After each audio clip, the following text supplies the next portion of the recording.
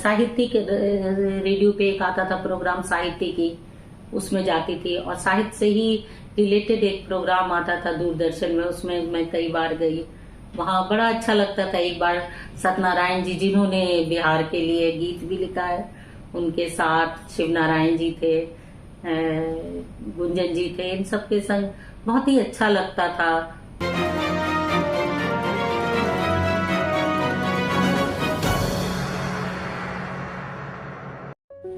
नमस्कार, आप देख रहे हैं द बिहार 24 न्यूज और मैं आपके साथ तनु राजकुमार। आप सभी दर्शकों को बिहार दिवस की ढेरों शुभकामनाएं। आज बिहार दिवस है और इस बिहार दिवस के शुभ अवसर पर मैं आपके लिए लेके आई हूँ एक ऐसी शख्सियत जिन्हें आपने दूरदर्शन पर काफी वर्षों पहले सुना होगा। आज मैं उन्हें अपने साथ लेकर आई हूँ, आपके समक्ष पेश करने वाली हूँ। मशहूर निर्माता निर्देशक सूरज बड़जात्या के पिताजी ताराचंद बड़जात्या को समर्पित एक पुस्तक आया करती थी, एक आलेख संग्रह आया करती थी। आपको मैं बता दूं कि उस आलेख संग्रह में आज की हमारी अतिथि को जगह मिली थी। उन्होंने एक ऐसी कहानी इसमें लिखी है जो कि काफी ही सराहनीय रही है। ये एक बहुत बड़ी उपलब्धि है हमारे लिए, हमारे बिहार के दर्शकों के लिए और पूरे बिहार वासियों के लिए कि ऐसी अतिथि और ऐसी शख्सियत आज हमारे साथ जुड़ने वाली है। तो आइए मिलते हैं रूबी भूषण से, जो कि एक साहित्यकार हैं, और आइए उनसे जानते हैं उनके साहित्य का सफर। नमस्कार, सबसे पहले मैं आपको नमस्कार करती हूँ। उसके बाद सभी दर्शकों को बिहार दिवस की शुभकामनाएं प्रेषित करती हूँ। हमारे बिहार का भविष्य उज्जवल हो, ऐसी मंगल कामनाओं के साथ चलिए अब हम लोग आगे की बात करते हैं। बिल्कुल मैम, मैं सबसे पहले आपसे जानना चाहूंगी कि ये जो साहित्य का जुनून आपके अंदर आया, ये कब से आया, कब से ये इसकी शुरुआत हुई, आपकी जर्नी, आपका सफर क्या रहा? ऐसा प्रश्न किया कि मुझे बहुत पीछे पहुंचा दिया मेरे बचपन ने। मैं ऐसा था कि मेरा बचपन से ही मेरे घर का जो माहौल था वो पढ़ाई के ऊपर बहुत ज्यादा था। मेरी माँ जो थी वो सुबह पुराने समय की तरह 5 बजे उठा के पढ़ाना, और मेरी बुआ जो थी वो हिंदी की टीचर थी। और उस समय एक हिंदुस्तान और धर्मी पत्रिकाएं बहुत आती थी, और तो उसमें शिवानी की कहानियां निकलती थी, और मेरी बुआ हमेशा और दादी पैर दबाती थी अपना, और मुझसे वो कहानी सुनती थी पढ़वा के। तो जाने अनजाने वो हिंदी का कहीं ना कहीं कहानी पढ़ते और साहित्यिक लेख देखते देखते मेरे मन में ये आ गया, और मैं थोड़ा बहुत लिखने लगी। जब मैं 4th में थी तो चित्रगुप्त पूजा हुई थी, उसमें मुझे कुछ कहिए कि शिवानी जी का आशीर्वाद था या क्या, उन्हीं की किताब मुझे मिली। और एक विष कन्या करके उसमें छोटी सी कहानी थी, वो 4-5 पन्नों में टाइप करके हमें मिली थी उस मंदिर से। और निर्मला मिली एक किताब, वो पूरी पुस्तक थी। तो उसको पढ़ा और अनजाने में ही मैं लिखती चली गई। वो हिंदी के शब्द अनावृष्टि, अतिवृष्टि में, और मैं आ गई हिंदी साहित्य की ओर। मैं मान सकती हूँ, मैं कह सकती हूँ कि साहित्य जगत में आपकी प्रेरणा स्रोत शिवानी रही। जी बिल्कुल, इसके मैं मानती हूँ कि शिवानी का असर मुझ पर बहुत रहा। अच्छा, मैं ये जानना चाहूंगी कि अभी तक आपने जितने भी आलेख लिखे हैं साहित्य जगत में, जितने भी साहित्य लिखे हैं, कहानियां लिखी हैं, तो कोई ऐसी संग्रह जो आप आज तक आपने प्रस्तुत ना की हो? हाँ, मेरी कुछ ऐसी मजबूरी रही, और इसके लिए मैं कहती हूँ कि शायद वो बनवास पीरियड रहा, जब मेरी सारी तैयारियां हो गई थी कि मैं अपनी किताब को प्रकाशित करूं। अचानक उसी समय मुझको कुछ बहुत ज्यादा बीमारियों ने और कुछ घेर लिया। फिर उसके बाद मैं करीब 7-8 साल बिल्कुल ही निष्क्रिय हो गई और बिस्तर पर आ गई। लेकिन अब फिर मैं पूरी मतलब जद्दोजहद के साथ, अपनी पूरे उत्साह के साथ मैं वापस आई। और इस साल अगर ईश्वर ने चाहा तो मेरी 2 पुस्तकों का संग्रह आना चाहिए, जिसमें एक तो बिल्कुल है और उसकी पांडुलिपि साहित्यकार हैं, मैं आपसे कुछ चंद शब्द मैं आपके ये से सुनना चाहूंगी। बिल्कुल, अगर आप तो ऐसा करती हूँ कि आज शिव के ऊपर मैं 4 पंक्तियां सुनाती हूँ। बिल्कुल बिल्कुल। कि शिव हूँ विश्वास हूँ कि ध्वंस हूँ, शिव हूँ विश्वास हूँ कि ध्वंस हूँ, विभोर हूँ अघोर हूँ, मृगेंद्र छाल ओढ़ कर समाधि में विलीन हूँ, आदि में अनंत में कृषाणु हूँ, मैं राख हूँ, मैं पवित्र श्वास हूँ, धरित के वितान में ओम में रमा हुआ कि प्रेम में पंगा हुआ, श्रद्धा से पार लो मैं तुम्हारा शिव हूँ। राष्ट्रीय प्रोडक्शन के लिए जो एक संग्रह लिपि आया करती थी, आलेख की एक पुस्तक आया करती थी, उसमें आपका एक बहुत प्यारी सी एक कहानी थी आपकी, उसका नाम था कब आएगा खत। हाँ, उसके बारे में आप कुछ बताएं। हाँ, आपने तो मुझे लगता है कि आज बिल्कुल मुझे अतीत में ले जाकर ही छोड़ेंगी। बिल्कुल, मैं चाहूंगी कि उससे जुड़ी मैं आप दर्शकों को बता दूं कि उस समय कश्मीर में कुछ ऐसी घटनाएं घटी थी जो कि एक साहित्यकार होने के नाते रूबी जी के मस्तिष्क पर उसने बहुत बड़ा विक्षोभ डाला था।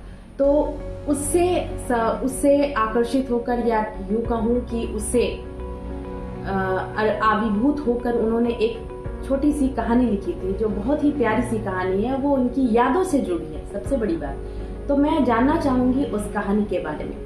वो कहानी मैंने लिखी थी 96 में। उस कहानी की शुरुआत कुछ मैंने इस तरह से की थी, आपको बताऊं मैं कि मतलब एक दिन मैं और मेरे पति दोनों हनीमून के लिए जाते हैं कश्मीर, और ये सही घटना है कि हम लोग कश्मीर गए थे और वहाँ शिकारे पे एक हमीदा नाम की एक लड़की थी, वो हमेशा आती थी और हम लोगों को फूल लेके कि बाजी फूल लोगी क्या, उसका एक प्रश्न होता था मुझसे, बाजी फूल लोगी क्या।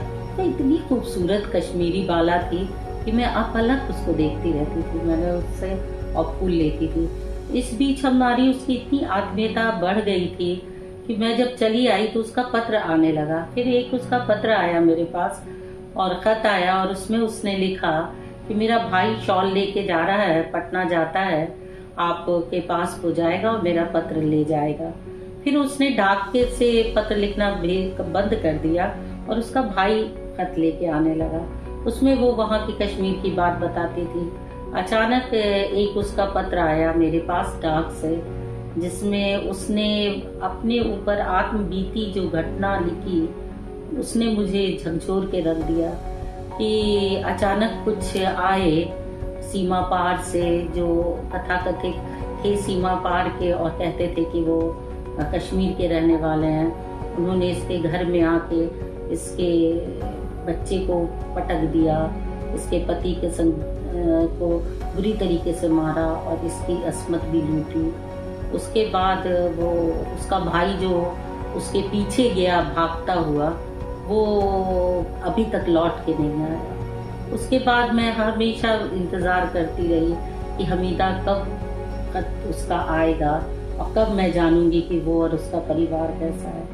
परंतु अब तो 22 आ गया और अभी तक उसका खत नहीं आया। मतलब आज तक ये कहानी रह गई। कब आएगा तुम्हारा खत? जी, कब आएगा खत? ये हमीदा को समर्पित ये कहानी है।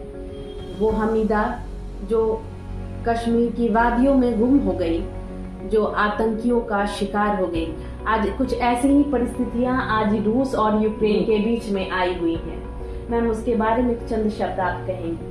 क्योंकि कहा जाता है कि कभी गोलियों की बौछार वो काम नहीं करती हैं जो गोलियां कर जाती हैं। तो मैं चाहूंगी मैम से कि मैम आप लोगों के समक्ष कुछ बातें रूस और यूक्रेन की युद्ध पर रखें। युद्ध के बारे में मैं क्या कहूँ?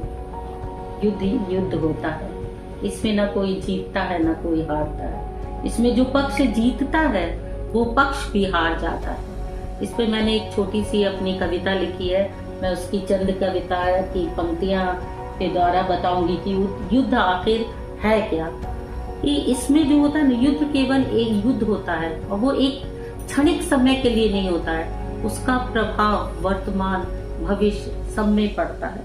इस कारण ये युद्ध जो है उसका मुंह होता है ना, मैंने अपनी कविता में लिखा है कि वो सुरसा की तरह उसका मुख होता है, जिसमें कि सारा समाज आते हैं और दुख दे जाते हैं। जो है युद्ध होता है सुरसा के मुख के समान, जो निगल जाता है वर्तमान और भविष्य, दे जाता है माँ की सूखी छाती, बच्चों की सिसकियां, बहनों पत्नी की आंखों में बहता करुणा का अथाह जल।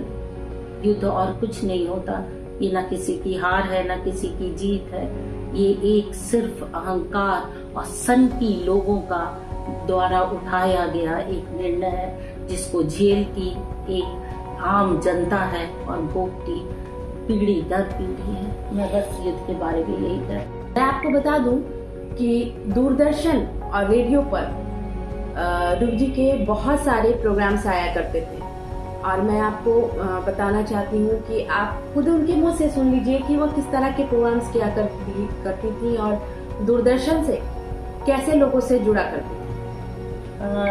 दूरदर्शन में मैं साहित्य के रेडियो पे एक आता था प्रोग्राम साहित्य की, उसमें जाती थी, और साहित्य से ही रिलेटेड एक प्रोग्राम आता था दूरदर्शन में, उसमें मैं कई बार गई, वहाँ बड़ा अच्छा लगता था। एक बार सत्यनारायण जी, जिन्होंने बिहार के लिए गीत भी लिखा है, उनके साथ शिव नारायण जी थे, गुंजन जी थे, इन सबके संग बहुत ही अच्छा लगता था। उस समय विशुद्धानंद जी थे, जो इन लोगों के संग, विशुद्धानंद जी तो अब इस दुनिया में नहीं रहे, लेकिन इन लोगों ने मुझे बहुत प्रोत्साहित किया। डॉक्टर शिव नारायण हो, विजय गुंजन जी हो, इन लोगों ने कि नहीं, आपको जो एक कठिनाई हुई उसको आप भूलिए और पुनः सक्रिय हो जाइए। और उन्हीं लोगों के संग बहुत बार मंच पे जाती थी, कई बार बाहर भी गई और दूरदर्शन के प्रोग्राम भी दिया। डाल्टनगंज में एक थी, उन्होंने भी दूरदर्शन पे मेरा प्रोग्राम करवाया था, जो कि सब सारे प्रोग्राम साहित्य पर ही आधारित हुआ करते थे। उन्होंने बहुत सारे प्रशस्ति पत्र जीते हैं, बहुत सारी इन्हें उपलब्धियां मिली हैं, बहुत सारे सम्मानों से इन्हें नवाजा गया है। हम आप दर्शकों को दिखाना चाहेंगे उनके द्वारा प्राप्त किए गए सभी सम्मान।